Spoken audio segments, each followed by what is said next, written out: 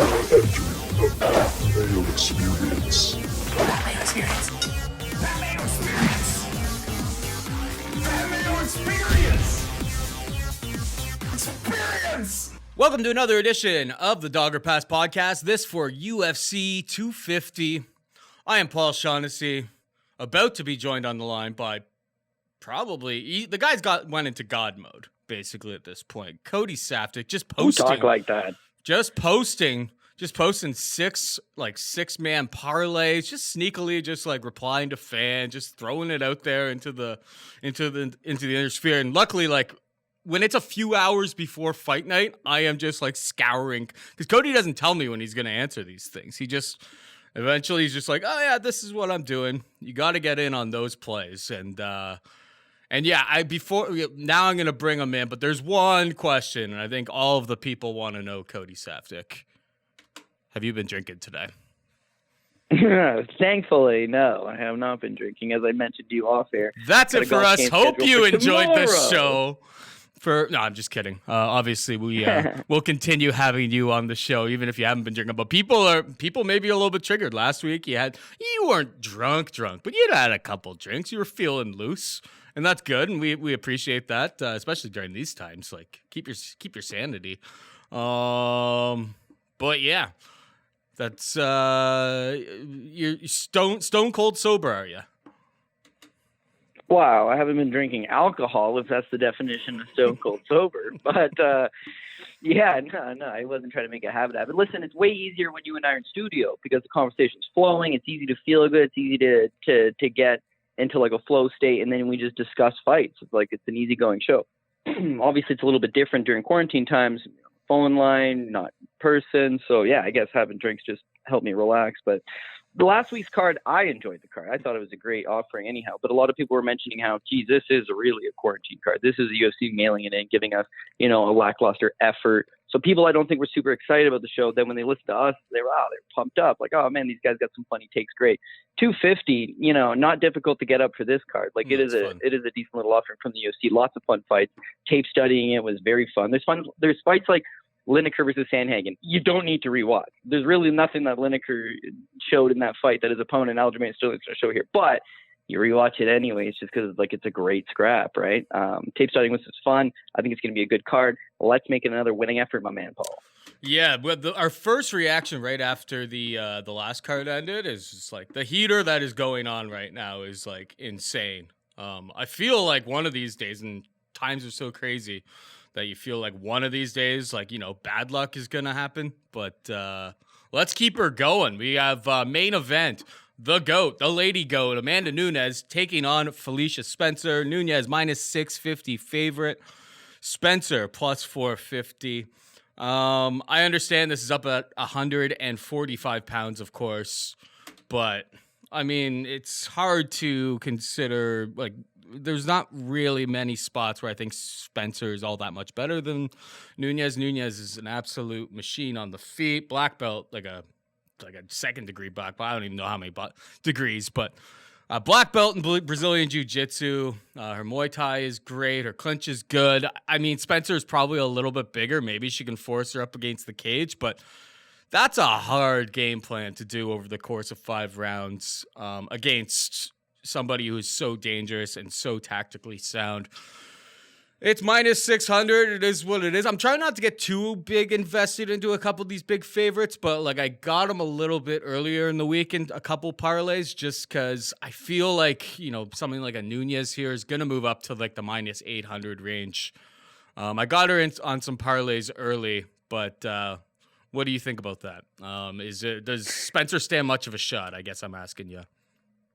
Yeah, I mean, obviously it's an MMA match, so she stands a shot. That's why you fight them, right? You want to see what happens. But, yeah, I mean, the deck is largely stacked up against her. She's taking on the greatest women's fighter of all time in a weight class that she's getting a title shot, largely on the basis that there's just nobody else, right? I mean, especially with Cyborg not being in the UFC, you not making that fight. Nunes should just hang out at 35, but there's limited contenders there as well. So she'll just, moonlight under both weight classes and fight where she can. Her opponent is not, shouldn't probably be the fight, but there's nobody else. So what do? You have to go with Felicia Spencer. There's just nobody else. And that's such, yeah, the champion should retain, the champion should walk. You should be able to get the easy victory.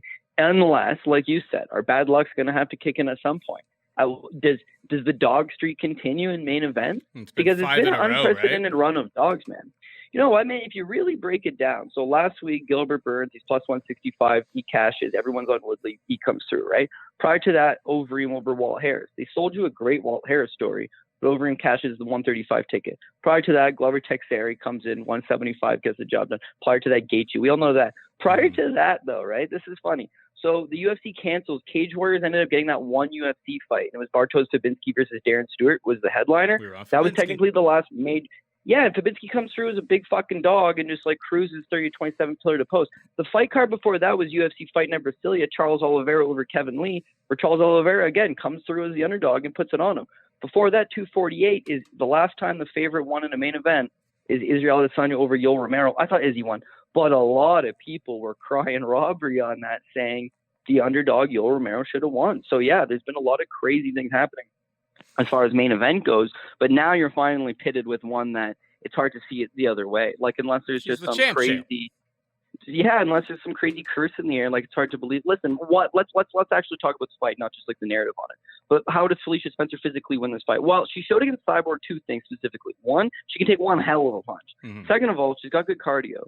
So with Amanda Nunes, like if there's one knock on her, and that knock's kind of always been there, is that we wonder about her cardio.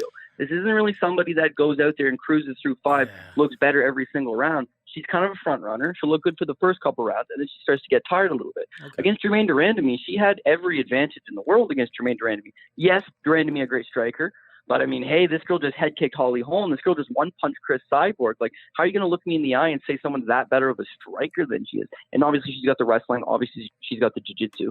But the cardio, again, like once she started not getting her way in the striking exchanges, she just relied solely on, I just need to take this girl down and hold this girl down.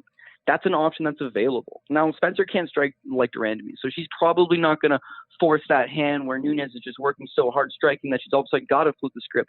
But she did keep coming forward all 15 minutes against Chris Cyborg, give it her best shot. Now that it's 5 rounds, if she can get Nunes into late rounds, remember like Valentina Shevchenko versus Nunes 2, or even 1 really, in the first fights, like Nunes comes out hot the first 2 rounds, the third round she's tired, Shevchenko's on top, Shevchenko can't get the finish, it's a 29-28 Nunes. That's a long time ago. Nunes has obviously improved her cardio a lot since then, but she does have a septum issue, right? She does have trouble breathing through her nose. She's had surgery on it. She's tried to open up the airwaves. The fight with Ronda Rousey, she tried to wear a nose peel. They made her take it off. So this is someone that battles cardio not because of work ethic, just because she's built like a power tank. She throws a lot of power and explosiveness and speed, and she's not getting the proper oxygen to basically to run that kind of game plan. So maybe Spencer takes her in 4 and 5 and tries to get some type of submission or some type of finish late. And if that was the case, then 100% you bet that fight live after 3 rounds where she's battered post to post, but potentially looks okay. Potentially looks like she's down to fight another 2 rounds and Nunes is slowing. But you got to see that live time. You can't sit here and think right now, okay, yeah, she's just going to weather an absolute atrocious beating for 20 minutes potentially and then turn it on. Like I can't tell you that that's the move. So I think that the dog run ends here. Amanda Nunes retains. Even if the fight does hit the ground, Amanda Nunes is a black belt. She's a good black belt. Yep. She's stronger than Felicia Spencer. Spencer's not even like, Megan Anderson's 6'1". She couldn't fight at another weight class. Like Spencer could fight at 135. She's not exactly massive. She's pretty thick. She's 5'6" and she's got a 67-inch reach. Nunes is 5'7" with a 69-inch reach. So it's like, so she's a little bit thicker in the shoulder. Like she's pretty strong. Like she's got wide shoulders and whatnot. But I don't think the size is going to be that big of a deal. I am curious to see if the one thing that does worry me about these Nunes parlays that I only have one right now actually, but the one parlay I have with her is like if we do get to Friday, it's up at 145. She doesn't always look the best at weigh-ins, but if she looks really bad, like she just looks like really like she hasn't been doing anything for the last 3 months. I don't expect that. She's at one of the world-class gyms. She's the champ for a reason. Maybe I get out a little bit of my investment by the time I get here. But I think we're on the same page. It's It's Amanda Nunes' fight to lose. Let's move on to the next one. We have Cody Garbrandt taking on Rafael Assuncao. Cody Garbrandt, minus 135 favorite. Assuncao, plus 115. Interesting little line movement on this one. Last night I made the boards, and it was minus 150, plus 130. So money is coming in on the dog, making it closer to a pick'em. Do you agree with that line movement, Cody? You've always been good with Cody Garbrandt fights. Sorry. Yeah, and I'm taking Cody Garbrandt here as well. So the line movement's appreciated because it was sitting at like 145 Garbrandt, came down to 135 Garbrandt. Now it's trending a little bit like you want to get the best price you can out of him because obviously the massive amount of risk that I guess you're incurring when you take a Cody Garbrandt fight. Yeah, he's got a chin problem. He's also just got a massive fight IQ problem. Deciding to get into these wars when he shouldn't. His last fight against Pedro Munoz, no one can call me a hater for hating on the guy's chin because I was spot on in that fight that eventually he'll get dragged into this firefight with Pedro Munoz and he'll get clipped at some point. And he doesn't look bad in the fight. He hurts his leg. You know, he's getting dinged up a little bit. He gets dropped, maybe a bit of a headbutt. He recovers, and then he just goes balls out, guns a-blazing, gets KO'd. Now that he's coming back, I'm seeing this narrative on him where everybody's now on the same page of like, the dude can't take a punch. He gets hit one time, he's fucking floored. Like, no one has any faith in his chin whatsoever. But I want to point out a couple things, right? So he loses to TJ Dillashaw both times by KO. Dillashaw was the best guy in the division. You know, they were good fights. He dropped Dillashaw the first time. Whatever. I was firmly on TJ both times with Cody in those Cody Garbrandt fights. So he gets KO'd by the best guy. But he's not taking a ton of time off in between those fights. He's going hard in the gym. He's just back and back. He should have never taken an immediate title shot rematch first time. Like, you get out in devastating fashion.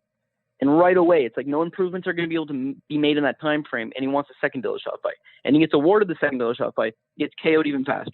That's not a great look. He just jumps right back in the pony, man. 5 months after he got knocked out by Dillashaw the second time, he's back in there against Pedro Munoz. So he's rushing it, right? Now, this guy's only 27 when he loses to Pedro Munoz. So Ali, who's, you know, hate him or love him, most people seem to hate him, he's the best manager in the game. This guy does the right move. Cody, you're taking 1 year off, one square year off, 12 months, no questions asked. You got to heal your head. That in itself is going to help him out because he's not completely gun shy or he's not completely broken down in that. He's a 32, 33, 34-year-old athlete, been in all these wars. Yeah, the amateur boxing didn't help him. Yeah, getting KO'd in his amateur MMA career didn't help him. Yeah, those 3 consecutive knockout losses didn't help him. But now he's still only 28. 12 months off is going to help him. Then when the virus hits, it scraps the first Rafael Assuncao matchup. So now he's got an additional few months on that. All I'm saying is, I feel like he's not as chinny as maybe we're all making him out to be. So now we got to look at his technical skills. As far as his technical skills goes, the guy's got it. I mean, he's probably one of the better boxers in the division. He's sharp, he's accurate, he's extremely fast. What Pedro posed in that fight that I knew was going to be a factor was the leg kick. Pedro loves to sit down on the big leg kick. He goes to the calf, and Garbrandt's so much faster than him. When you watch tape, he leaps and bounds quicker. But if you slow this guy down, that's when he's going to be a hittable target. Pedro does that. I don't think Rafael does. Rafael's a month shy of his 38th birthday. He's knocked out one guy in the last 8 years. He's not known for his power punching. Yeah, he's extremely durable. Yeah, he's a tough veteran gatekeeper type guy, but he's not in that talks of one of the top 5, top 10 guys. He's just that tough, gritty, Rafael Assuncao, doesn't let his hands go a ton, good grappling, you know, all those, but doesn't have that one punch hitter quitter power that maybe is what we're worried about if we're backing Cody Garbrandt. Cody Garbrandt's wrestling's looked awesome. You look at the guys he stuffed takedowns against, they're not all known, I guess, as spectacular wrestlers, but at the same time, like, you know, stuffing 7 Dominic Cruz takedowns is something. The guy knows how to wrestle. Being out of Team Alpha Male for so long, he can wrestle. Stuffing TJ Dillashaw takedowns, he can wrestle. I'm okay with that. It's even when he got dropped by Pedro Munoz. Munoz is on top of this guy on the ground. He just posts and stands back up. Like, this is a world-class BJJ black belt in Pedro Munoz, but Cody Garbrandt was comfortable. He's not usually getting taken down. If he does get taken down, I think he gets back up. So taking off Rafael Assuncao's best weapon right off the table, right off the get-go, if it's a stand-up battle, then Cody Garbrandt just slowly over time, I'm thinking goes to decision. Cody's got heavy hands. Maybe he clips him at some point, but I think that he's going to just fight the smart game plan of stay to the outside, use your speed, use your jab, use your quickness, outpoint this guy. Rafael Assuncao doesn't fight with a ton of urgency and has to rely on the takedowns. If neither of which materialize, he's in trouble. And the last final point I want to make on Rafael Assuncao is this guy's literally cast iron. Like, knocking him out's not happening. Yeah. But just look at his last 2 fights. And now we've talked about he's almost 38 years old. His last 2 fights, okay, Marlon Moraes drops some heavy pair of overhand rights in the first round. that leads to the guillotine submission, even though he did recover from the knockdown. He got stung heavy in the first round. The Corey Sandhagen fight, Corey Sandhagen hurts him in the first round, hurts him bad in the first round. He recovers and he relies on the takedowns to buy him time, to slow the fight down, and ultimately loses the decision. But if he doesn't get those takedowns and he's getting hurt by Garbrandt standing, don't be surprised if this guy does get knocked out, despite a long history of him, not being finished. I could see it happening. So Garbrandt's the pick. I like that the price is coming down. He's not the most trustworthy guy in the world because he doesn't want to fight almost 4 years, by the way. Like we can't say he's a lock of the night here. He's going to have to battle some adversity himself. Where's his head at in terms of like his confidence and his headspace and all these different things? But the price is right. I think Cody Garbrandt gets the victory. Yeah, I'm with you. The only thing I can really add to what you were saying there was, Assuncau's only knockout coming against Matthew Lopez in a fight. I think that fight was like way more closely lined than it should have been, and we were on Assuncao there. We did not expect the finish, but that was a real step down in competition for what Rafael Assuncao usually does. So him looking spectacular, and we've never really seen him look like that. Just like an absolute, like, that flying knee knockout was like absurd. If Cody gets caught with something like that, then so be it. These things happen in MMA. But I'm with you. I think Cody Garbrandt gets back on track, and the price at minus 135 is pretty good, to be perfectly honest. Let's move on down the card. This next one, we stay in the bantamweight division, and this one, Cody, I think is probably the hardest one to really figure out. We have Aljamain Sterling taking on Corey Sandhagen. Sterling minus 110, Sandhagen minus 110. Straight pick 'em. You have Sterling. Both of these guys have proven already that they are really solid all across the board, to be perfectly honest. Sterling has like crazy speed. Sandhagen has really good flow and angles, good wrestling. They can both grapple. Like, these guys are essentially fighting. This is a number one contender type of fight right here. And the big kind of clash of styles here is Aljamain Sterling is like one of the least hit guys in MMA, whereas Corey Sandhagen has like one of the highest paces, one of the most volume, usually a DraftKings darling, but he's taking on Sterling, who doesn't get hit. I don't really know. Like, I'm not feeling. I saw last night it was like minus 125 plus 100, and I was like, if I was forced to do something, I guess I would take the plus 100. But now that it's at a pick 'em, I think it's pretty justified. Both of these guys are young studs, and I can't wait to watch it. I don't have a great read on it yet. What about you? Yeah, I'm going Sandhagen so far. That's the early lean. I worry about maybe people will consider he's got porous takedown defense, and the Aljamain Sterling being the actual true first wrestler that he's taking on, that's going to be a big issue for him. I can't deny, when you look at it on paper, Sandhagen's given up a takedown against all of his 5 UFC opponents. He was taken down by Austin Arnett. He got taken down by Uri Alcantara. He was taken down by Mario Batista. John Lineker got him down. Rafael Assuncao got him down 4 times. So when you consider that Arnett, Alcantara, Mario Batista, Lineker, and Rafael Assuncao, none of which are pure wrestlers, and Aljamain's not a pure wrestler either. Like, he's a flowy grappler. He's got good striking. Don't get me wrong. I just mean he's certainly the more credible takedown artist that Sandhagen's ever taken on in his UFC run. The fact that they're taking him down is an indication that Sterling probably takes him down at some point, and I see that being Sterling's best path to victory. But when rewatching Sandhagen fights, like, a lot of the time he's getting taken down, he's giving you the takedown because he wants to grapple. He wants to try to submit you. Austin Arnett, he gives it to him. Moments later, he's on top of him, and he's raining down punches and TKOs him.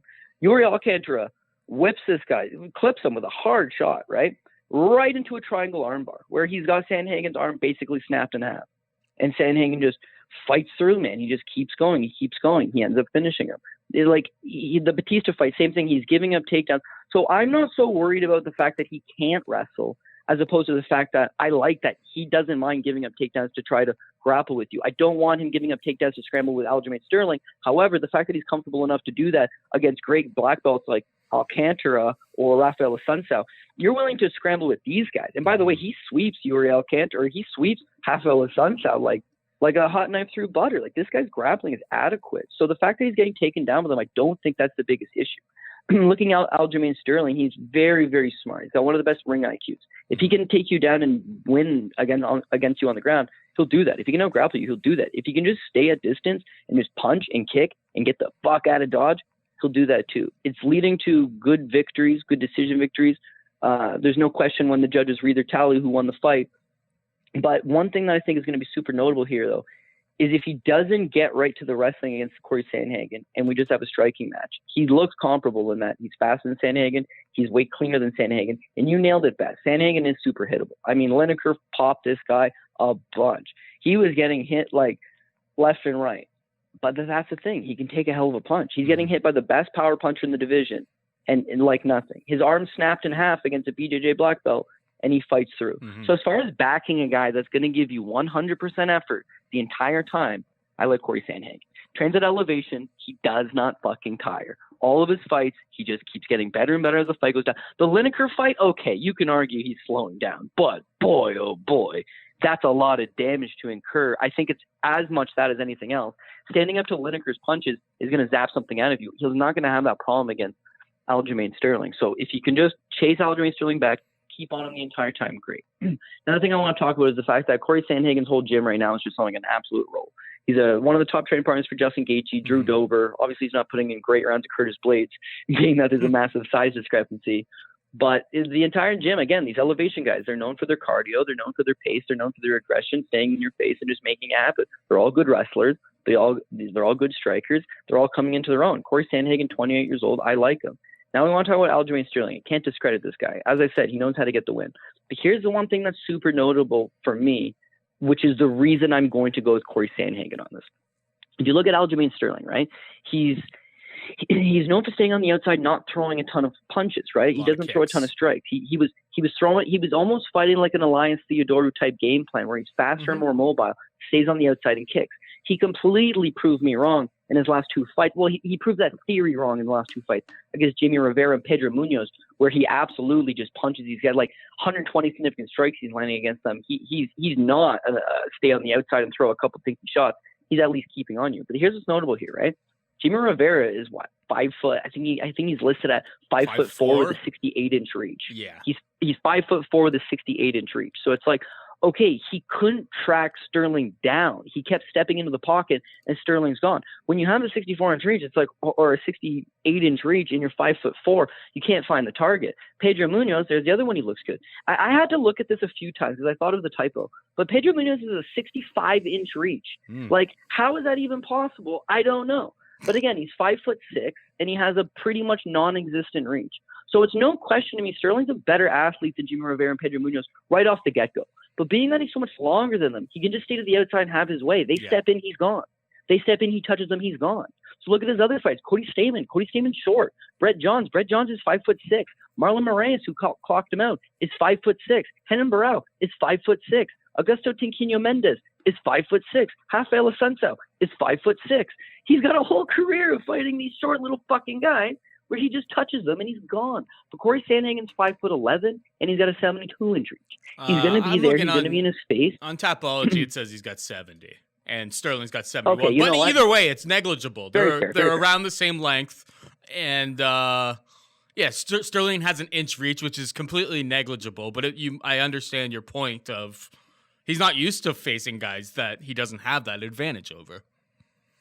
Right, and that's the key point here is that he's normally fighting guys that he has a 5 or 6 inch reach advantage over, and he can just chop them away from distance and get out of the way.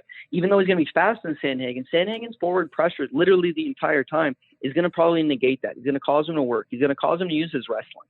When he uses his wrestling, that's when we talked about, well, that's Aljamain's key here. But here's another little key thing that's noticeable for you. Aljamain Sterling went 0 for 7 in takedowns against Pedro Munoz. He also went 0 for 7 in takedowns against Jimmy Rivera. So theoretically speaking, we're talking about how good he looked in his last two fights. He's a combined 0 for 14 in takedowns against those two guys. So it's not some guaranteed walk in the park. He just takes fucking Sandhagen down and holds him down. Like, that's not happening. I think if he does take Sandhagen down, Sandhagen scrambles and gets back up. When it is standing, Sterling's landing the clean blows, but Sandhagen's going to land more blows. And in a close decision situation, let's say Lineker versus Sandhagen. Lineker landed the better punches, but Sandhagen landed more punches. He ends up getting the split. Not everybody agrees with it. It's a close decision. It is what it is. This could play out as a close decision. I think it goes all three. I think that maybe it's a debatable decision that people are online talking about, but it's minus 110 each way. Osmega's got a 50-50. So don't be upset if it's a close decision that goes 2 or 4 you. If it goes 2, no one's upset. If it goes against you, it is what it is. Sandhagen's my play. I like this kid. I've been saying he's a future contender for a while now, and this is the fight that gets him a title shot. So it's time to shine. And I think Corey Sandhagen's gonna go out there and I don't want to say, deliver a message. Like Sterling's hard to look good against, but I think he gets the job done and he lets people know he's for real. How about this, Cody? If my guy loses and I have money on him, I'm just gonna claim robbery. Yeah, that's how real close fight. That's how these things work on Twitter, right? Let's move on to the next fight. We've got Neil Magny taking on Rocco Martin. Neil Magny minus 135 favorite. Rocco Martin plus 115. Who do you got here? I'm gonna go with Anthony Martin. Take the underdog play here. I feel like in Neil Magny's case, super talented. There was a lot of question marks of potentially where this guy's head's at going into the last fight against Jingliang Li, and just not that he's been punched up, not that he's been hurting, but he has been damaged in the past. He has taken some shots. When he tries to take on elite level competition, he just struggles mightily. Like his wins in the UFC over completely shot to bits Johnny Hendricks, a completely shot to bits Hector Lombard, a completely shot to bits Carlos Condit, and Craig White. You can't even say was shot to bits because I don't even know what a prime Craig White would actually look like.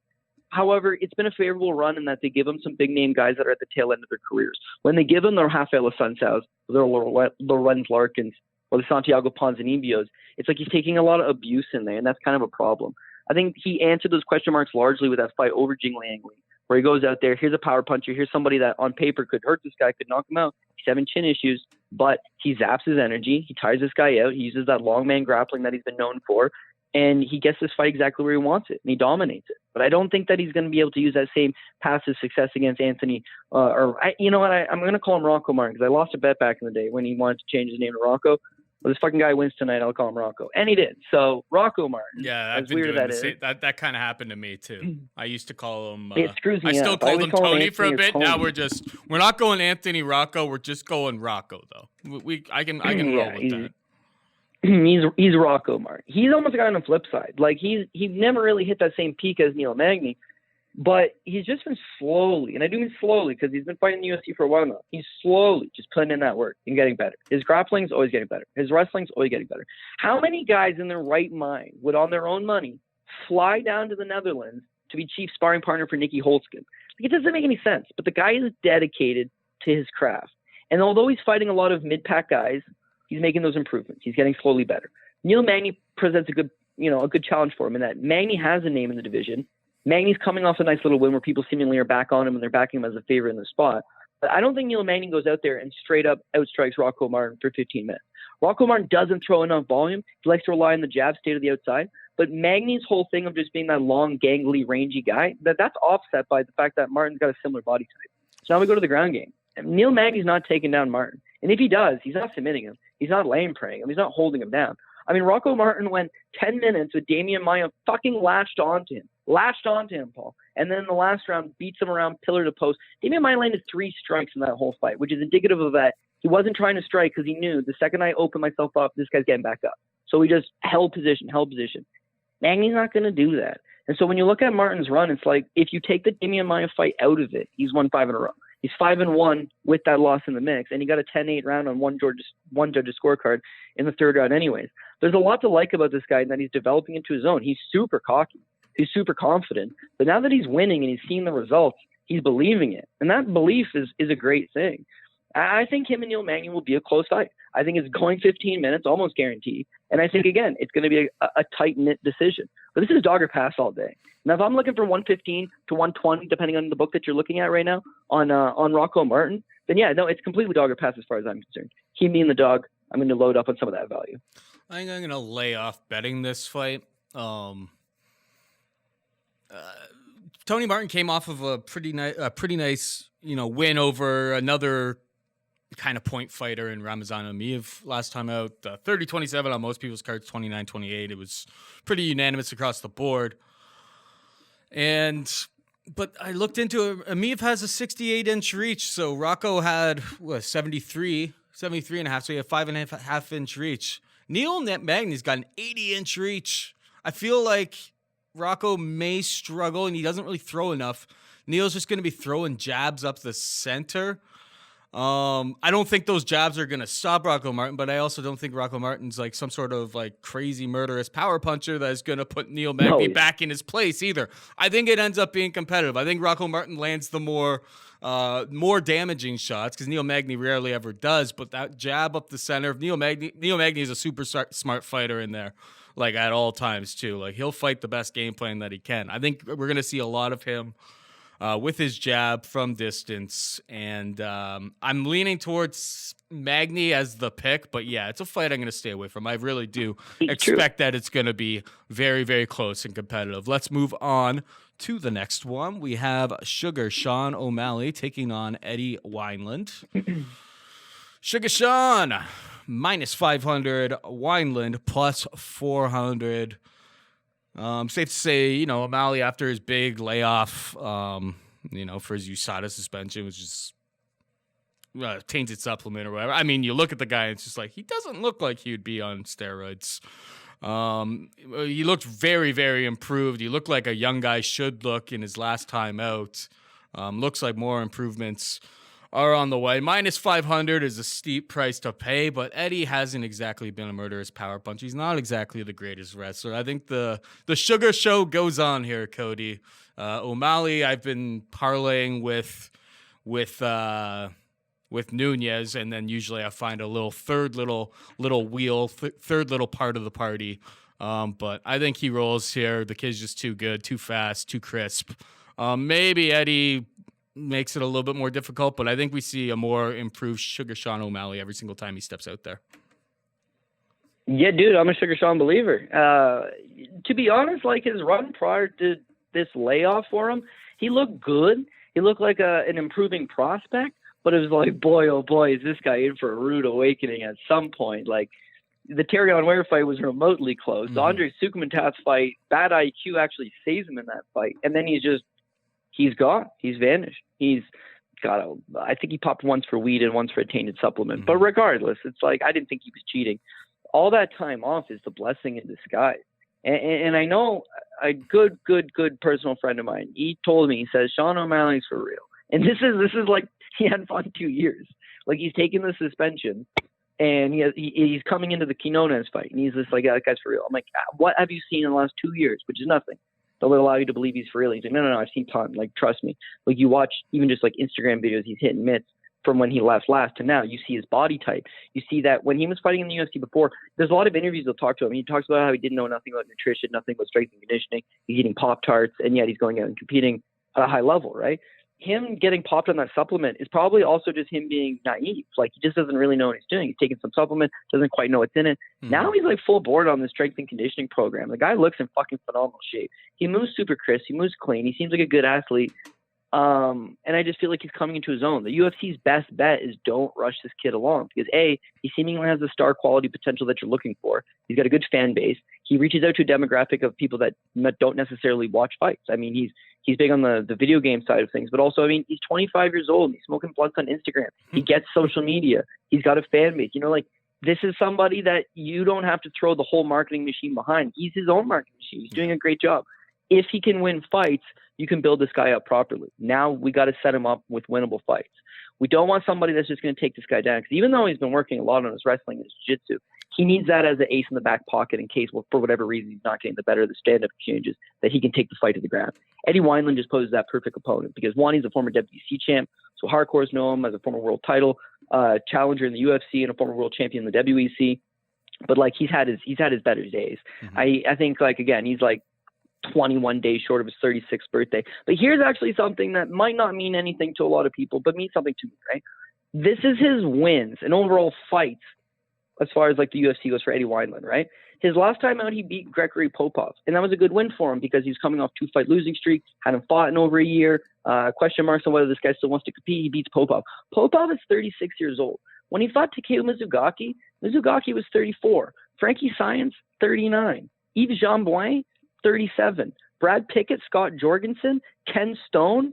He hasn't beaten an opponent younger than him in 10 years, Paul. Wow. It's been 10 years since he's beaten an opponent that was younger than him.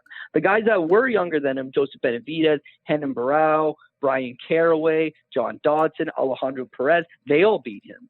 he's not beaten an opponent younger than him in 10 years. So now he's 36 years old, and the UFC has done exactly what you do with these guys. He's a gatekeeper. He's 1-3 in his last 3 fights, or he's 1-2 in his last 3 fights. His fights against, like, Mizugaki's not with the organization anymore. Popov shouldn't have been. There's a lot of guys on his record that just aren't there anymore. He's a gatekeeper. He's a veteran guy, and he's real entertaining. He keeps his hands by his hips. He peacocks. He throws big old right hands.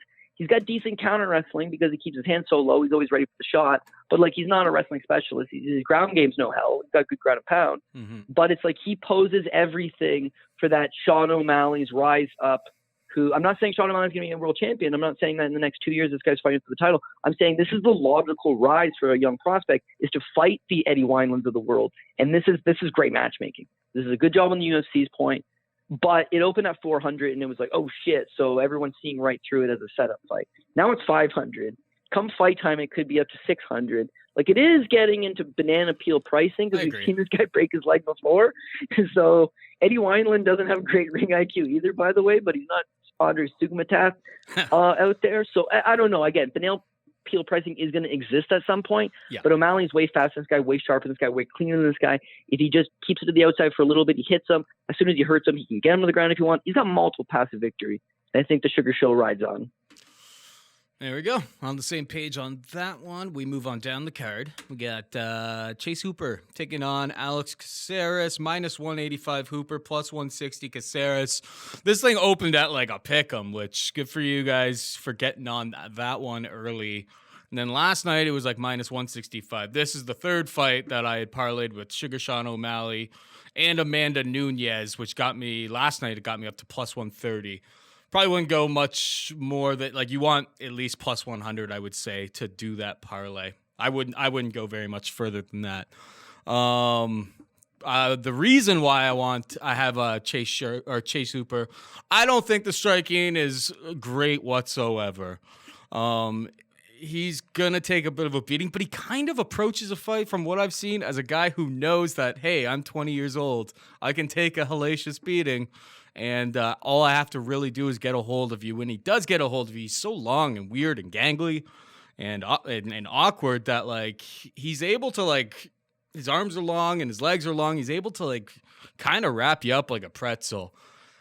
Yeah, I watched Alex Caceres versus Kron Gracie, and of course, Kron Gracie's jiu-jitsu is on a whole different level. But it didn't take very long for Kron to just be able to grab a hold of him. Once he did, he was able to posture, get into position. Alex Caceres has a history of beating guys of losing to guys by submission and going through. All right, let's throw out Steve Ocho Peterson, his last opponent, who still has a job in the UFC. But let's go through his other wins. Martin Bravo, Rolando D, Cole Miller, Masio Fullen, Sergio Pettis, and that is back in 2014. Roland Delorme, Montanuma Tezuka. I've been doing a show for 10 years, and I don't even remember that guy being in the UFC.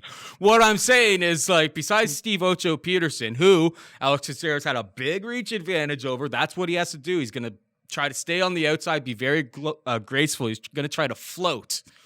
But you can only do that for so long. I think Chase Hooper gets a hold of him, and it may not be pretty early on, but Chase Hooper gets the job done, so I added him to the parlay. What do you think about that? Yeah, so going back to your Tezuka thing really quick, like, not only is it just like, what the fuck, but it's like he won a split, and he had lost a split to Edwin Figueiredo. He has a split no contest with Mr. Perfect, who I like, but let's move on. A split over Roland Delorme. A split with Yair Rodriguez, which I don't understand that one. A split with Wang Wang. A split with Martin Bravo. It's like, holy shit, dude. Outside of that aforementioned Yair Rodriguez, like, he's got splits with 5 or 6 guys who are like, don't hold down jobs at the company anymore. Mm-hmm. And argumentatively should have never held down jobs with the UFC in the first place. And he squeaks by those guys. So you know what? Like, Bruce Leroy is crafty. He can strike a little bit. He can wrestle a little bit. He can grapple a little bit. But he's there to just test guys that are either up-and-coming prospects, unproven guys that don't make that next step up. Maybe Chase Hooper. This is the UFC presenting Hooper with an opportunity. This is our guy, Bruce Leroy. He's fought 21 times in the UFC. He has about a 50-50 record in the UFC. The guys that he's beaten are no longer with the UFC. The guys he's lost to A lot of them are also no longer with the UFC, but a lot of them at least proven that they're, can go on and prosper a little bit. Yeah. It's a good task for a 20-year-old Chase Hooper who, again, shouldn't be rushed along. He should be taking on guys like if his move is his grappling, you can't put him up against a stiff grappling opposition because it's like we know he can't strike and we know his wrestling is limited. He needs a path to victory where if the fight hits the ground, Hooper's got him. At least he has that with Caceres. Caceres is a black belt. He's a decent grappler as well. But he struggles tremendously with size, I think. Mm-hmm. And he's a guy that's always kind of long, gangly, more of a purist martial artist than a specialist in anything. But he fought at 135 pounds, and it seemed like that was best suited for his weight class. For whatever reason, he decides, he doesn't like the weight cuts anymore. He comes back up to 145 pounds, which he had campaigned back in the day. And since then, it just seems like he's a little bit out of place. Once somebody gets a hold of him and once somebody gets him to the ground, he's just dealing largely against, power disadvantages, strength disadvantages. You can hold him into position. You can submit this guy. You can defeat him. Guang Wang, very one-dimensional, but strong, decent wrestler. Just apply the pressure on him, and you should be able to get the job done. Now, I'm against always like, oh man, I would bet it at this price. I'd bet it at this price because we do the show later on in the week so that we allow developments to happen. And listen, Hooper opened up as the underdog, right? He was 110 versus 120 for Bruce Leroy. That's an all day, twice on Sunday. You bet it, and I think Hooper, because it's a dog. At that point, let's say you just called it a dog or pass, you're getting the dog. Hooper at 135, that was the move. Hooper at 145, it starts to get a little bit, but you take it. 55 it was last night. Now it's 85. And one has to wonder, is it going to keep going? Like it had touched at some books 200 yesterday before coming back down to 185. Yeah. So I don't know. If you like Hooper, you're going to want to get on him. Don't be jumping on him when he's 230, 240, 250. Yeah, don't get too aggressive. Because again, you have a 20-year-old kid. He's a one-fight UFC veteran. Yeah, and he's taking on a 31-year-old man who has 21 fights in the UFC, including a tough run.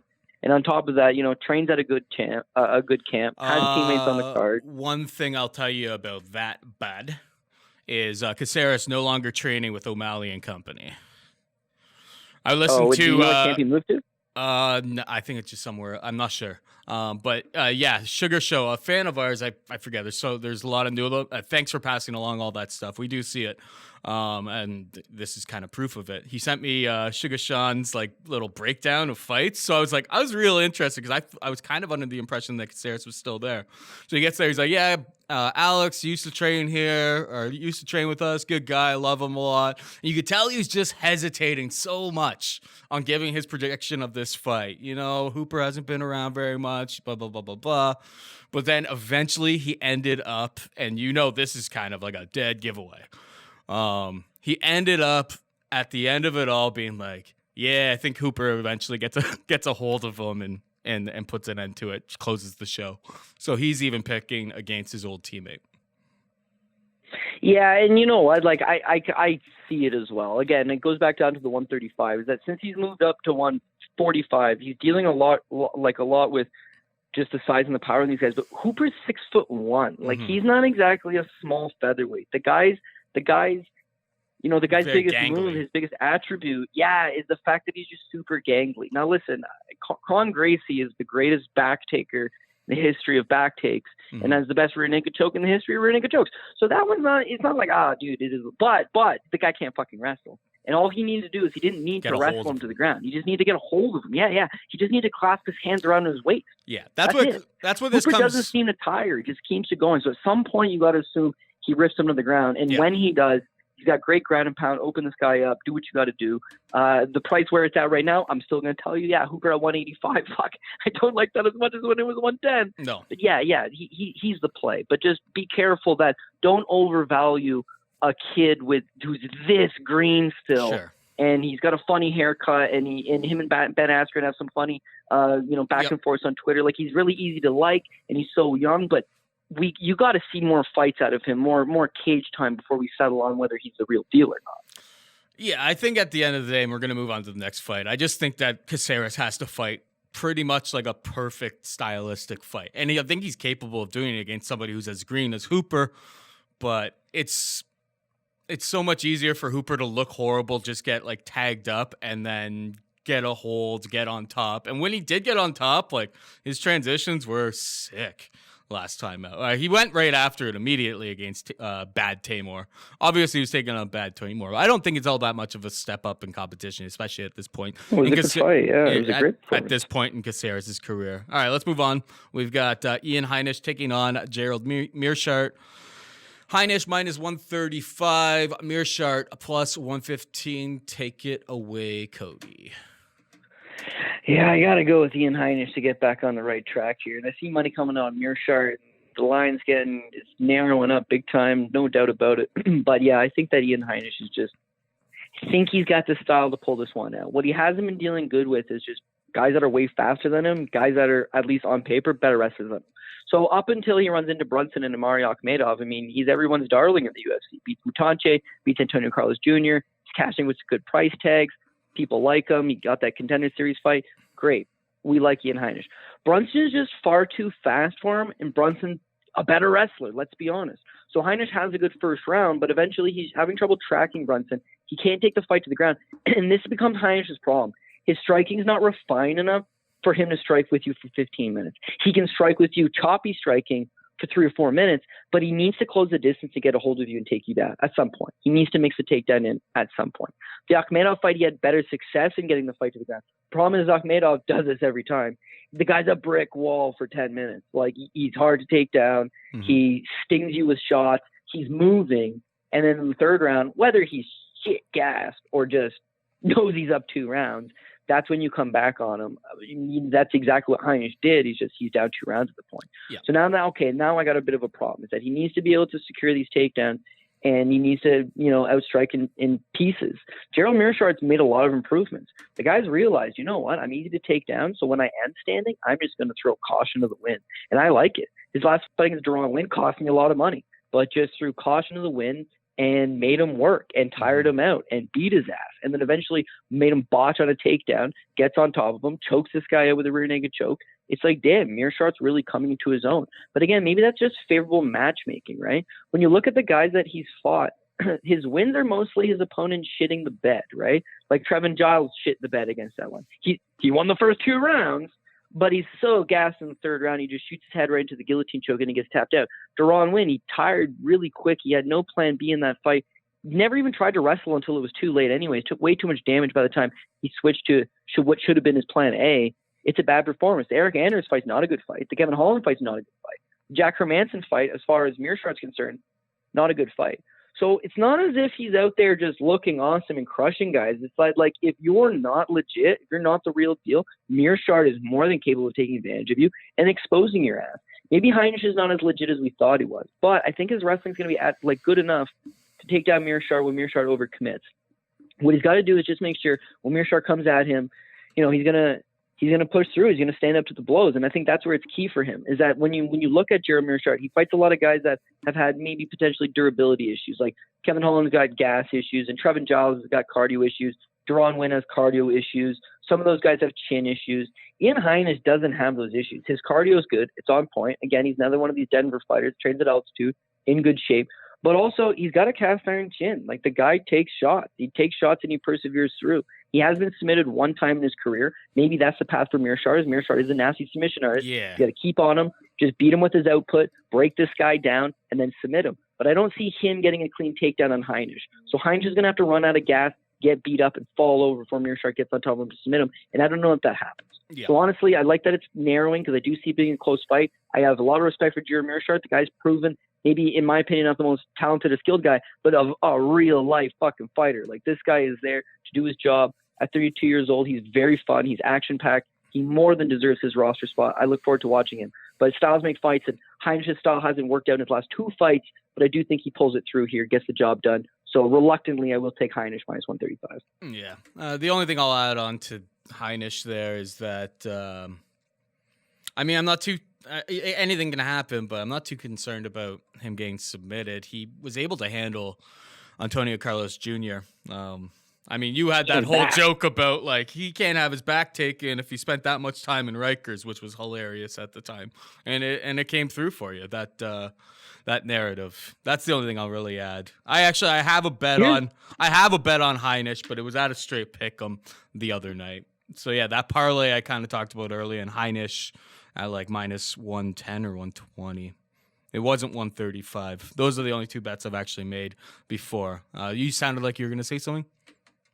Yeah, well, my little bit there was that he spent a lot of time on his on his grappling defense. Gabriel Checo, people probably remember from Submission Underground this past weekend, submitted Paige Van Zant's husband in Austin.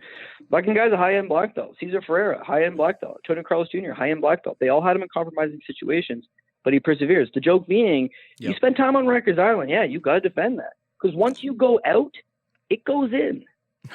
You don't want to be in that situation, Paul. So the guy knows how to fucking protect himself. No doubt about that. And I think he gets a victory comes out of it. All right, we got Cody Stamman taking on Brian Boom Kelleher. This fight at 145 pounds. Who you got in this one, Code?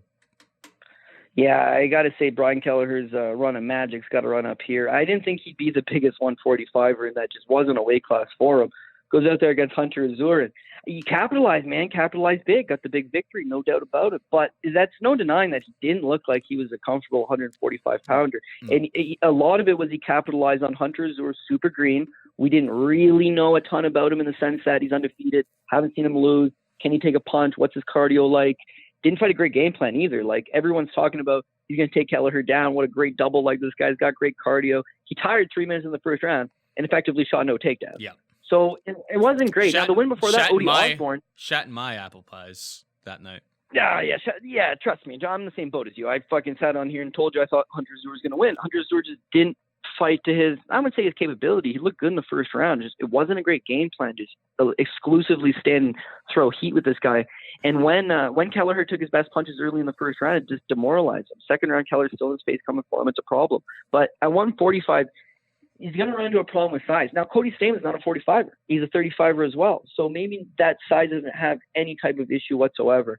But I feel like Cody Stamman will go to his wrestling. When he gets his wrestling going, he just poses a lot more problems. Like, he's a better striker than Hunter Azure. He's got a good chin. He's got good cardio. He's just looking increasingly better every time out.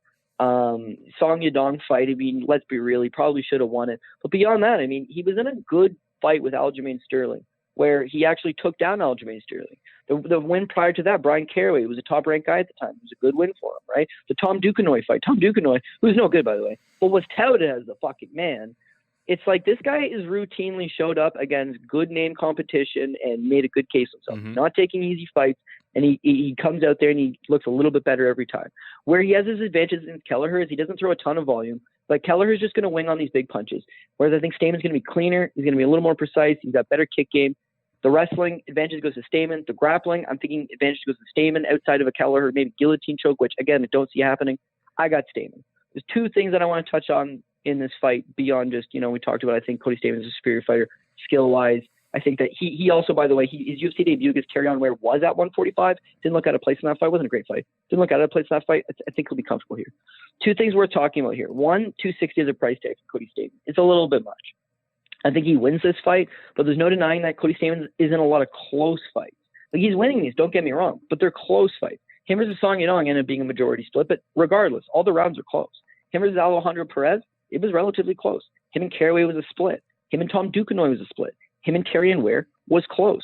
All of his wins have come by decision. His one loss has been a knee bar against Aljamain Sterling. So the fights generally go decision, and they're generally close. So you don't want to bet a 260 favorite if that's the way you see it's going to go happening. Kelleher, maybe he finishes Kelleher, but Kelleher needs to be taking on a potent finisher for you to knock him out or submit him. And Cody Stamman just hasn't really proven to be a potent finisher. One little thing, I don't think I'm reporting this news, but I haven't seen anybody talk about it. But I have Cody Stamman on Facebook, and his little brother Jacob passed away on Sunday. I saw so that. I'm actually shocked that he's taking the fight, to be honest. He said he's doing it in his honor.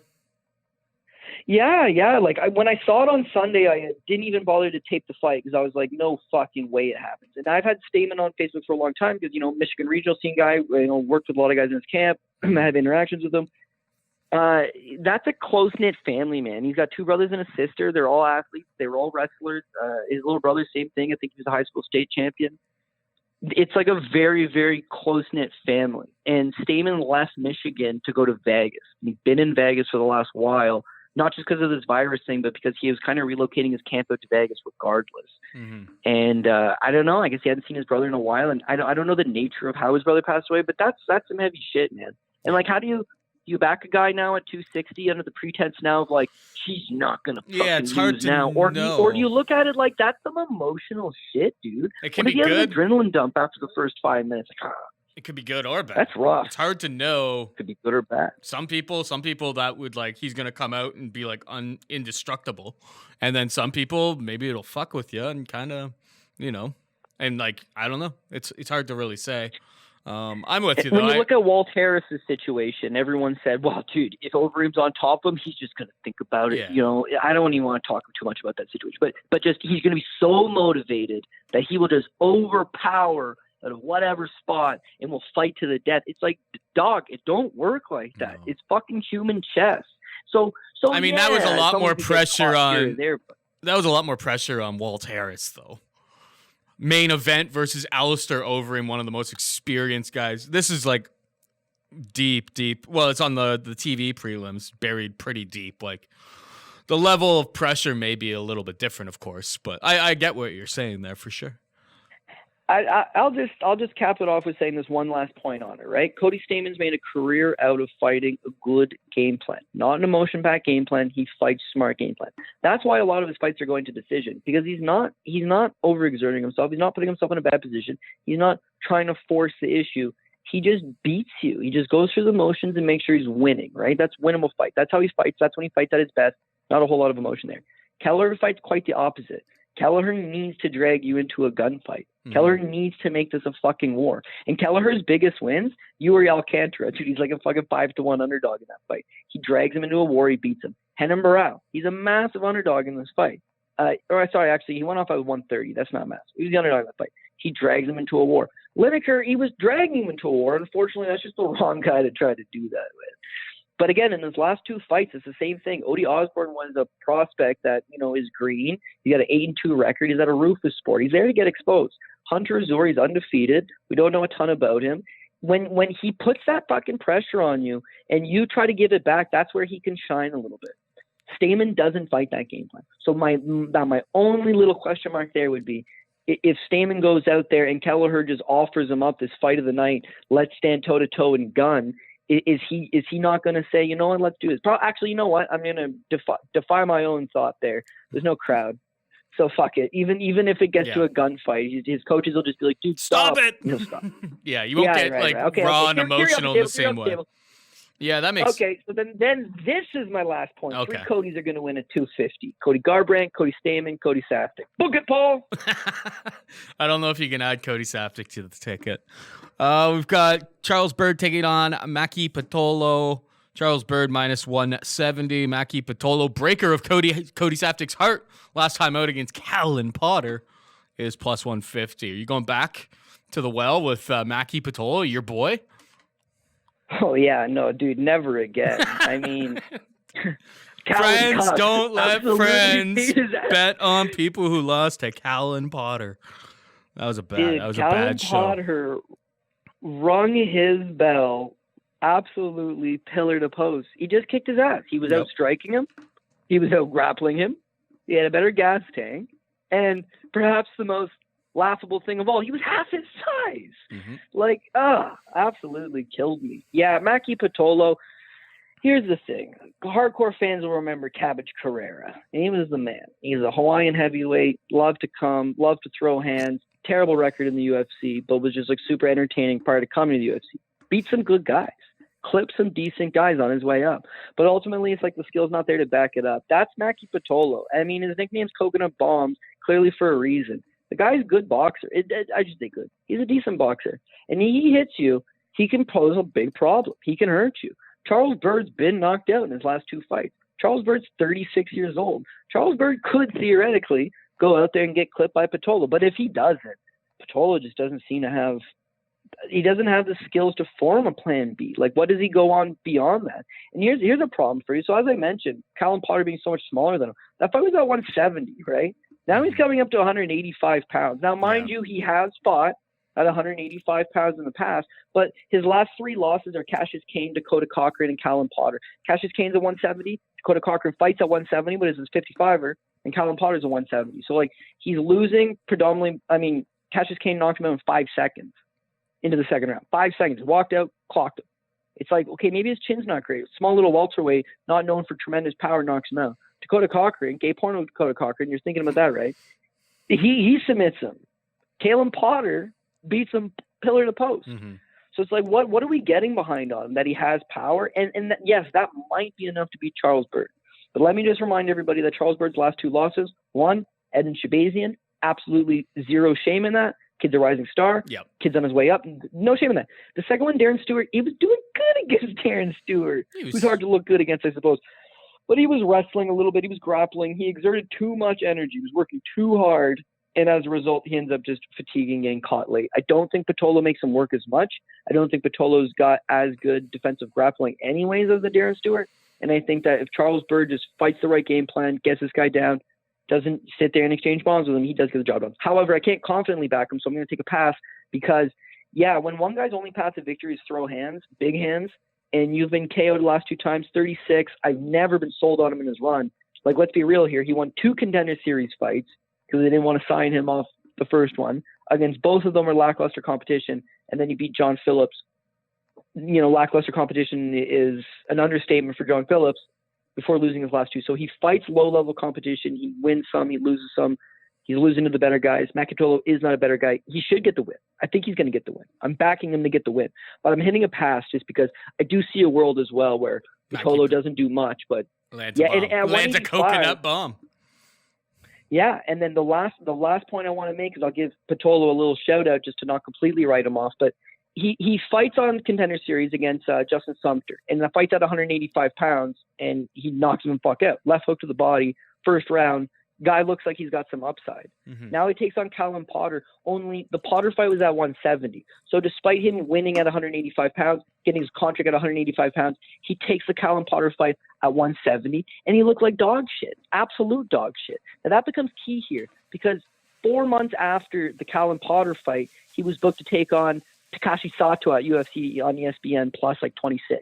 Pitolo pulled out from the fight like the day of, 2 days of, due to illness from a weight cut.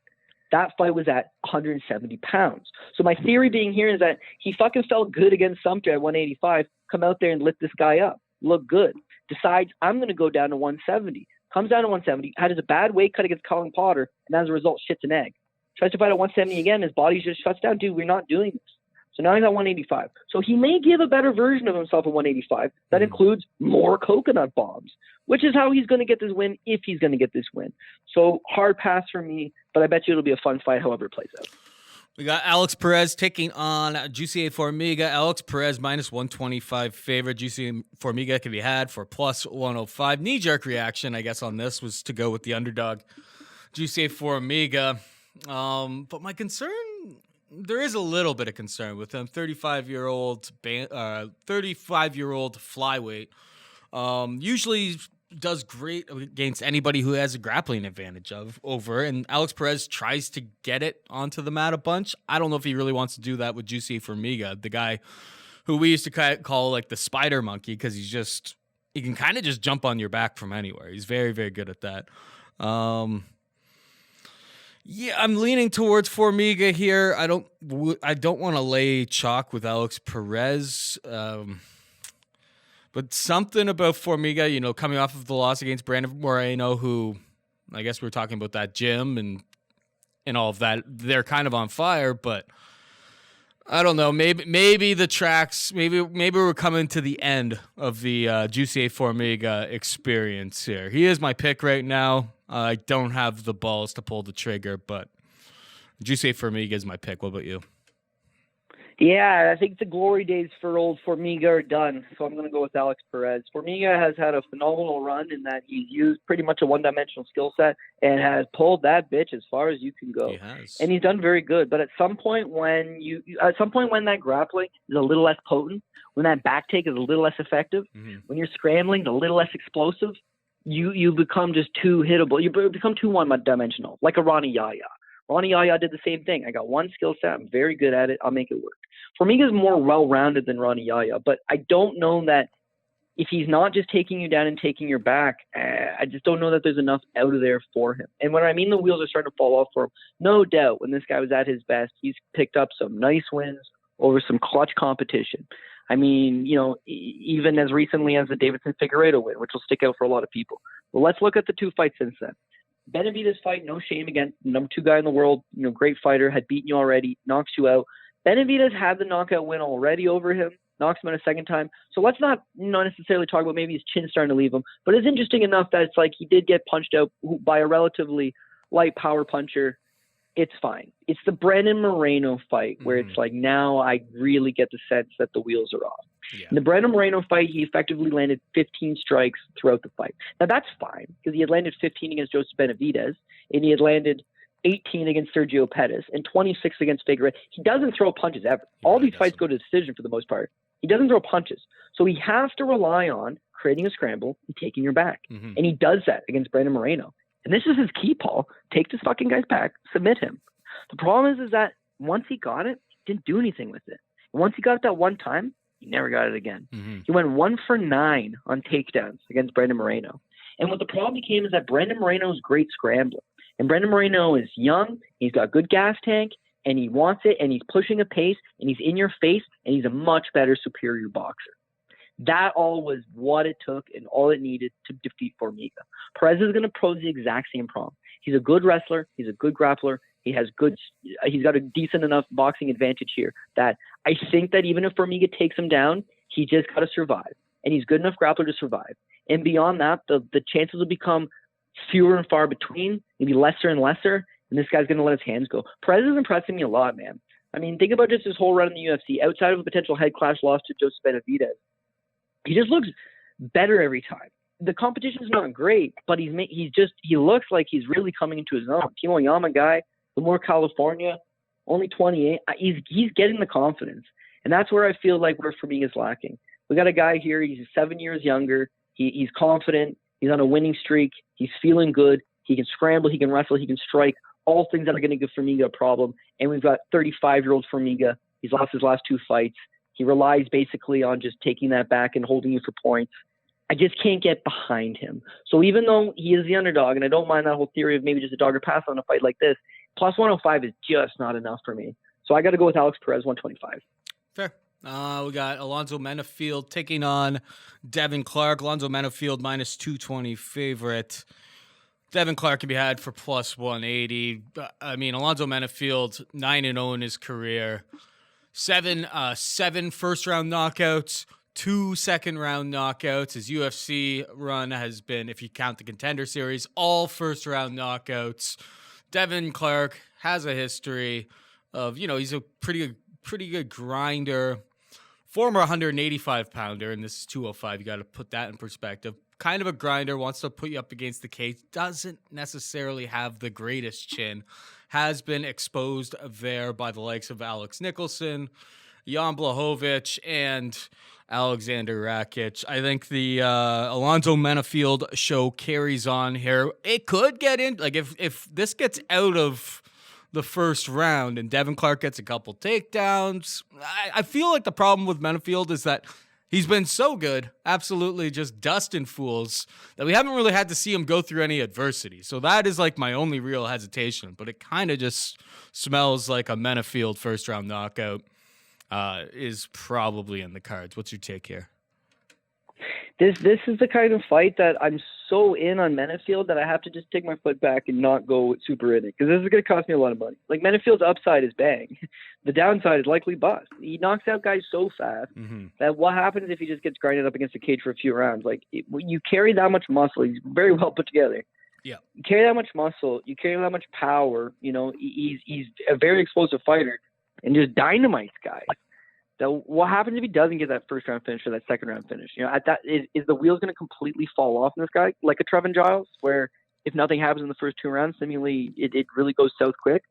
You just don't know. And that's one thing I'll give Devin Clark. For as much as we like to talk about his chin issues, I mean, what chin issues? He's lost to pretty good guys, dude. Like outside of Alex Nicholson, like Rakic beat him, Jan Blachowicz beat him, Ryan Spann was a submission. It's the Nicholson fight. It's the Nicholson fight. It's a Nicholson fight for sure, yeah. Because, like, what the fuck was that? That should not have happened.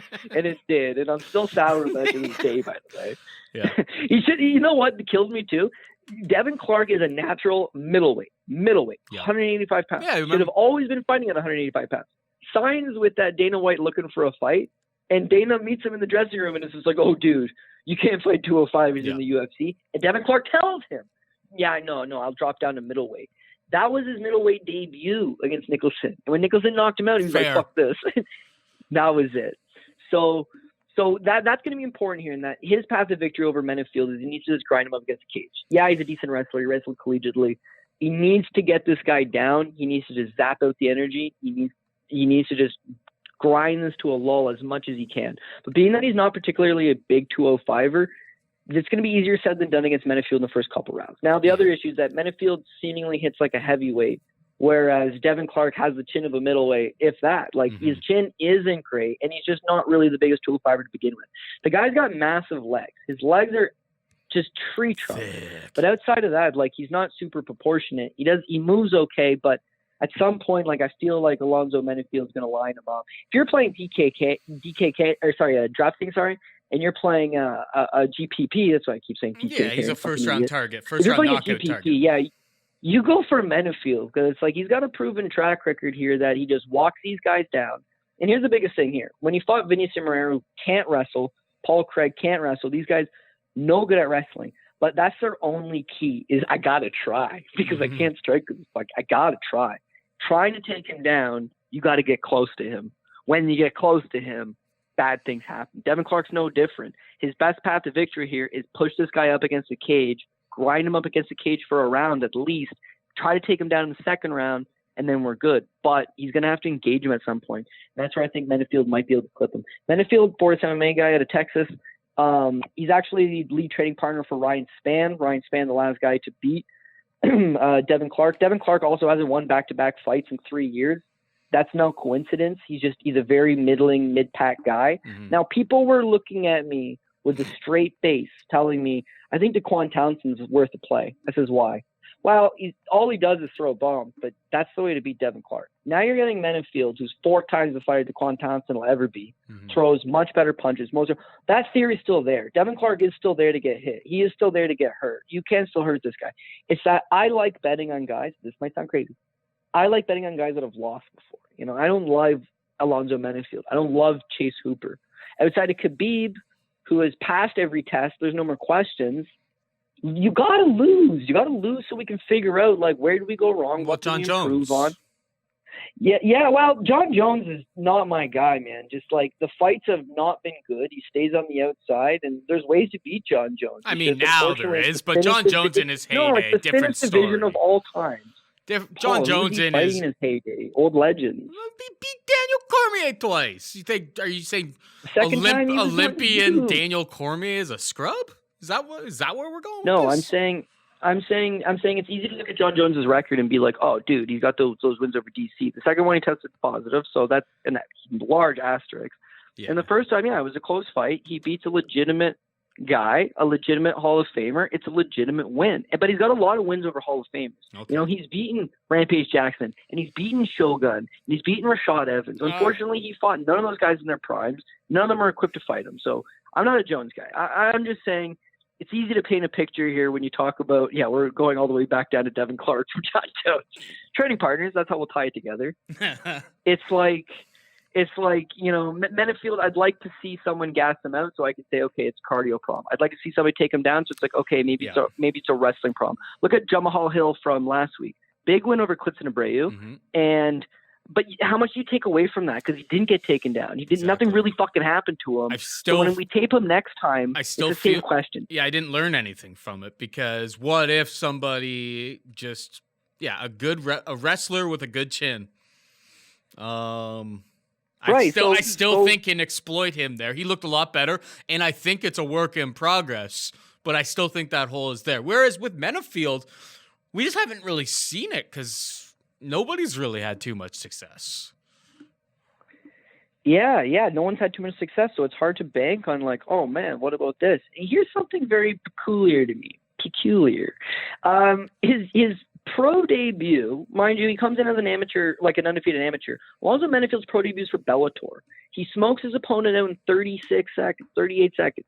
Doesn't get signed to Bellator. They don't offer him a contract. That's weird, right?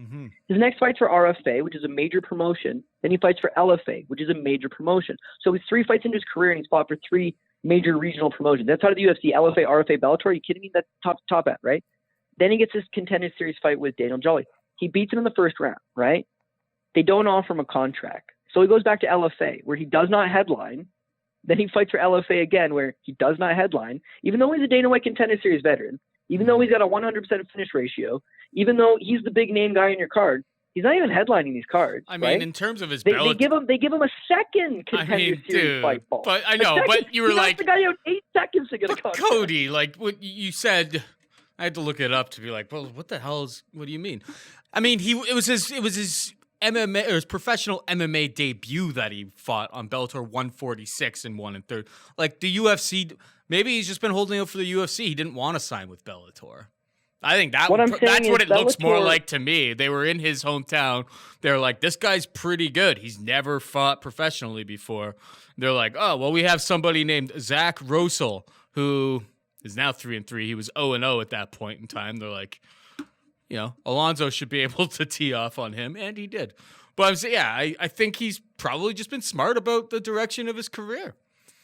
He's been taking the right steps. We haven't seen him struggle. Yeah. It's hard to like bash him, but it's also hard to trust him because we just don't know how we react. And I think we're on the same page on that. Yeah, fair. All I'm saying is he's been a very big favorite against everybody's fought. And I don't know. I just think maybe there's a reason. Why does this guy smoke somebody in 40 seconds? And it's just like, okay, dude, maybe we'll call you back. Because even though he's finishing the fight early, you do see he's green. He needs some time. He needs to fight some gradually better level of opposition, and then we'll see where he's at. But he's 32, Paul. He'll be 33 in a few months. Like he's not a young prospect. No. Anyway, a lot of question marks, big price tag.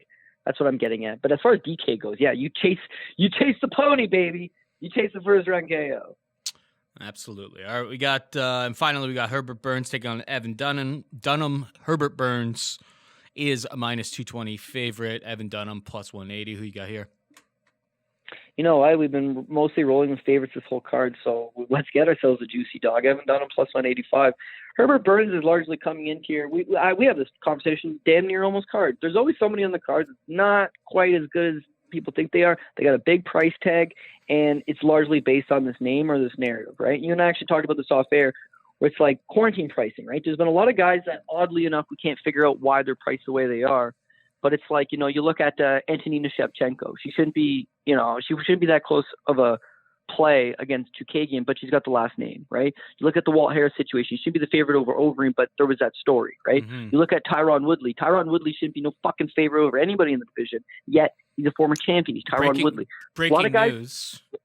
Tyron Woodley claiming that he's going to fight Colby, at least to BJPenn.com, so who knows. But they've already signed it, and Tyron's coming back, and him and Colby are going to go at it.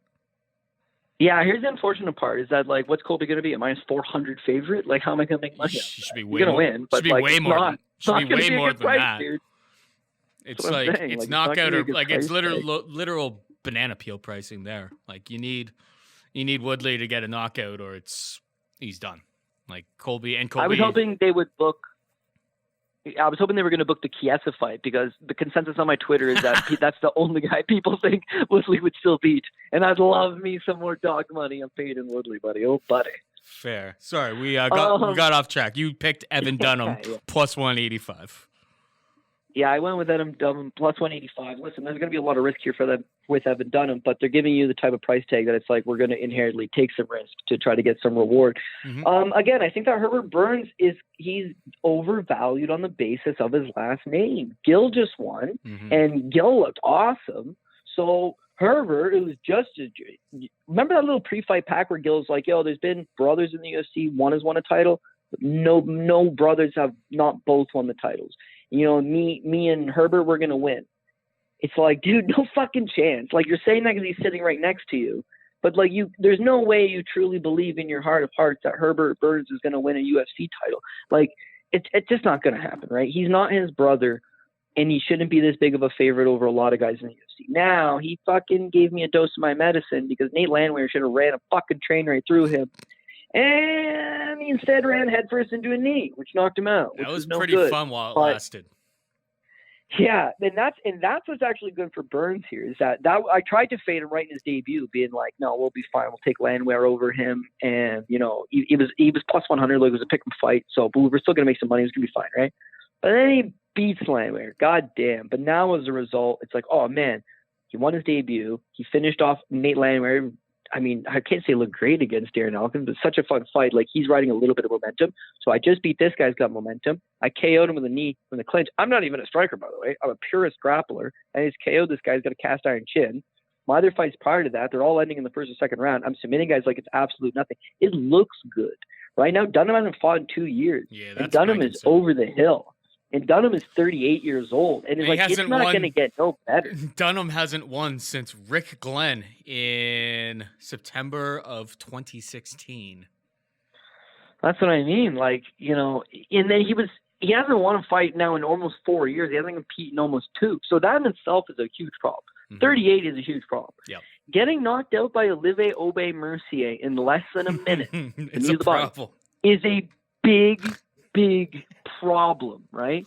No doubt about it. But the price lets you know that the price lets you know that you're stepping in for a little danger at plus 180. Exactly. You know what you're getting yourself into because it's a dog play, right? But he's got a lot of good things going here. Now, when you flip side to that with Burns, it's like Burns is a great grappler, but Burns can't strike. Not a good striker. Don't let the fact that he need a guy in the head knock him out fool you. He's not a very good striker. Also, his wrestling, extremely lackluster.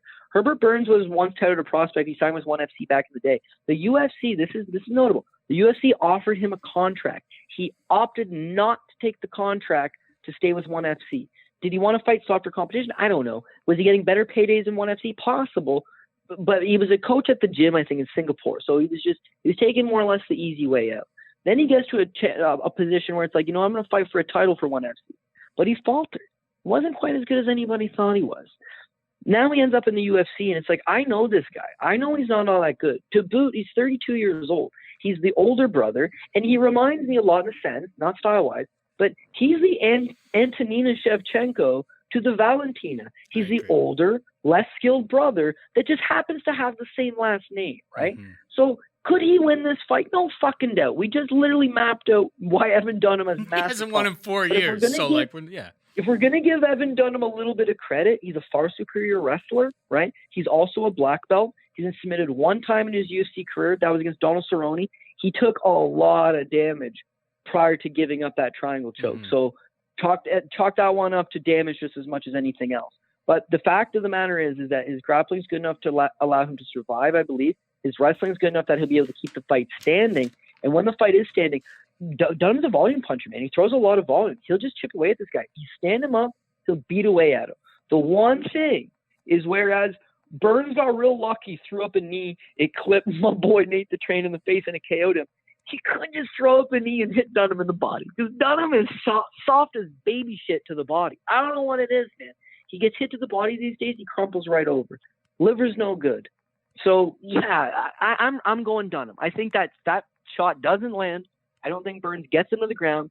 In fact, if Burns does get him to the ground, Paul, could be okay. Because Burns will use a lot of energy. Doesn't got a great gas tank.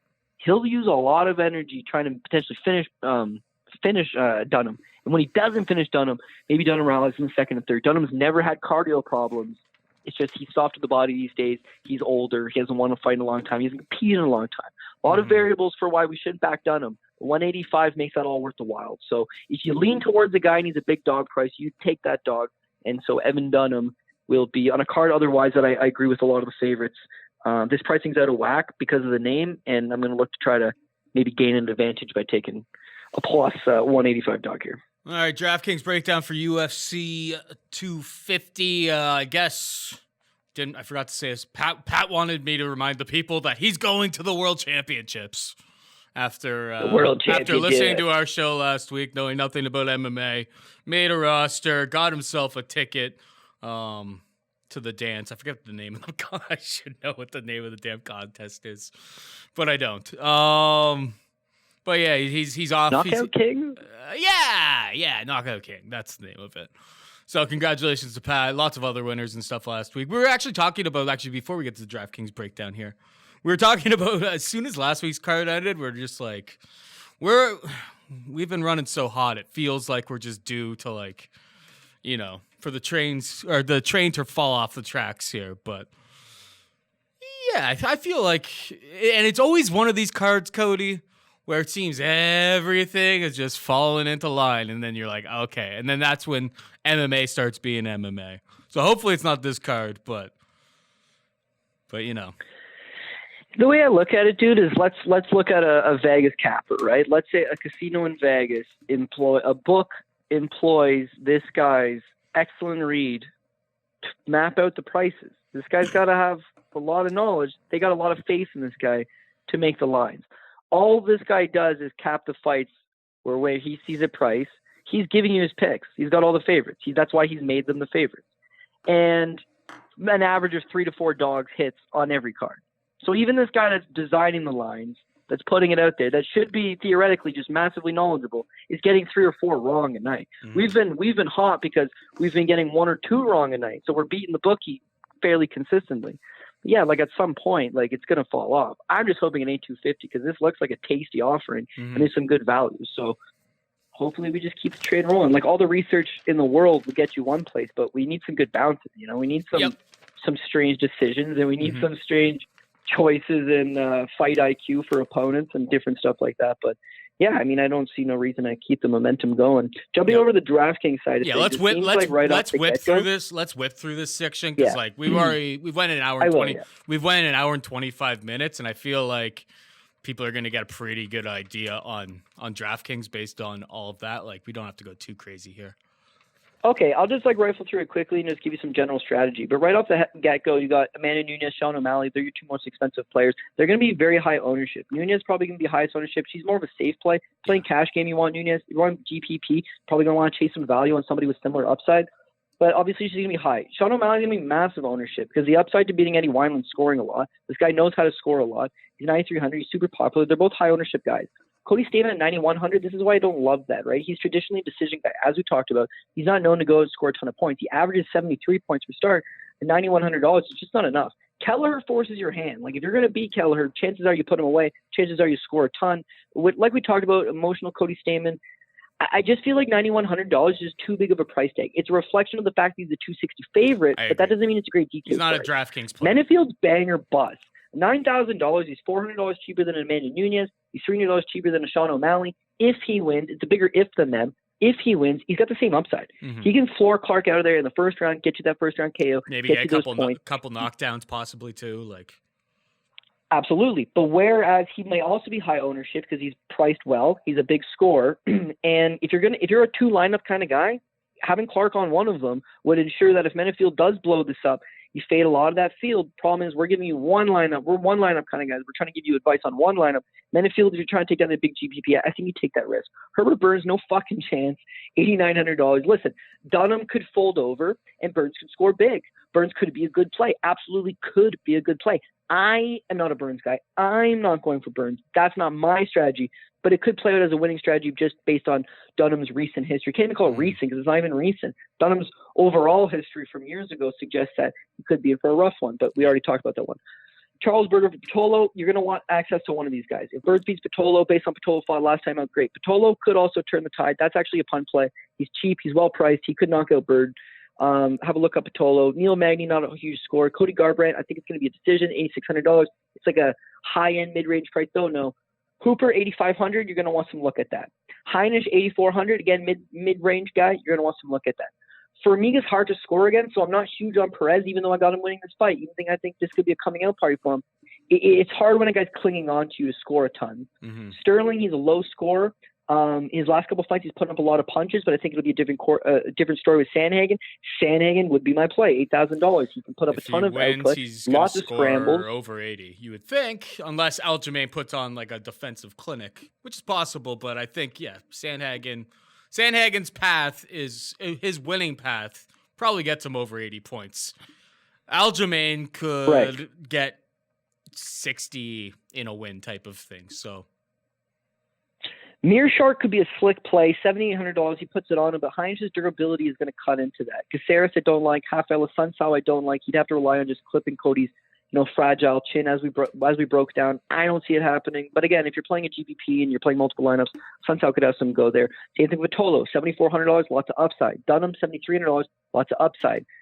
The rest of the guys I'm not seeing. Spencer, Wineland, Kelleher, No. Devin Clark. A couple of people that I respect have mentioned that Devin Clark at $7,200 could get, if he's getting the takedowns, if he's able to tire out Menifield, but he's not a real scorer though. Like when he does, when he scores, he's not a sleep breaker. He's playing a very, very strategic game, a lot of cage control and stuff. 51.3 fantasy points per fight. Yeah. Guaranteed. So he let's say against Stosic. Stosic is short, stocky, power guy. His plan was, I need to grind this guy up against the cage. The same plan he should use against Menifield. That same plan that netted him 60 points over a 3-round decision. 60 points. He used that same game plan against Daquan Townsend. Hold him up against the cage, tire him out, get some takedowns. 74 points against Daquan Townsend. So we've seen what he scores when he fights this game plan, which is the game plan he'll need again on Saturday night.